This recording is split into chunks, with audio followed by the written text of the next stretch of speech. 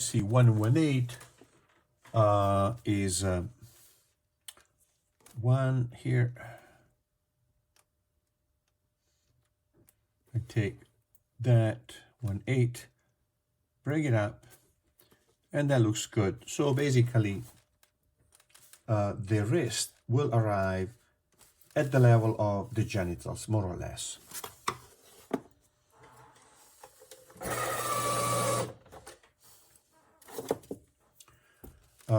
I'm gonna draw the other arm, the other upper arm here, reach a little bit below the end of the rib cage, because see how this is the same level, right? But this is a little bit lower, because as we do so, as we draw this extremity of the upper arm at an angle like this, we create a carrying angle between the upper arm and the forearm.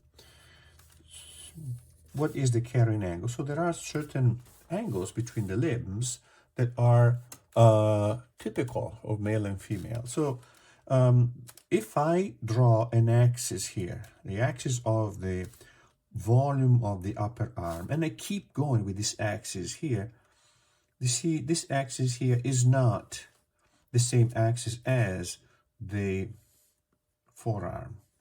So this change of angle between this and this is the carrying angle.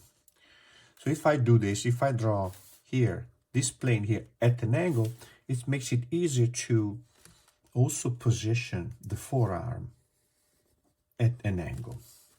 I draw now a pedal.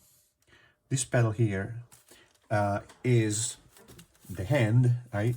And it is 7/8. So I drew it. It looks probably small, right? But I drew it what I think is 7/8. Then I check it and I say, yeah, I'm off, right? So let's make it bigger. Although again, these proportions are typical, but they can vary. Some people can have bigger hands, smaller hands, but we need to start from a certain set of proportions, then modify them, right? So 1/3, then I say, yeah, but in my case, I want to make it a little bit narrower, and I'm gonna make it a little bit narrow, right?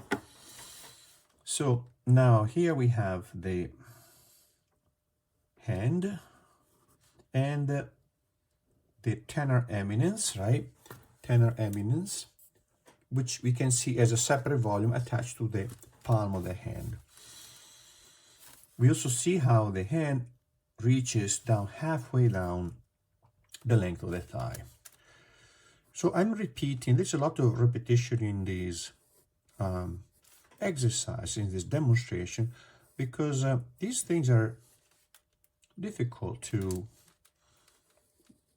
memorize. I mean, it takes some time to memorize. Actually, not they're difficult. But if every time we draw this, I repeat these things, and you also repeat them to yourself when you draw a chart independently, it helps to memorize all these proportional relationship and all these characteristics that differentiate male and female body types. So we have here the patella. The patella is this about 1/4 of a head in size, and it's above the knee joint. So 1/4 of a head here, and then from here I take 1/4 of a head down here and I position a dot. That is the tuberosity of the tibia. So patella or kneecap, you can make it heart shaped, right? Or like a guitar pick, and then you have your patella. So now we notice how the limbs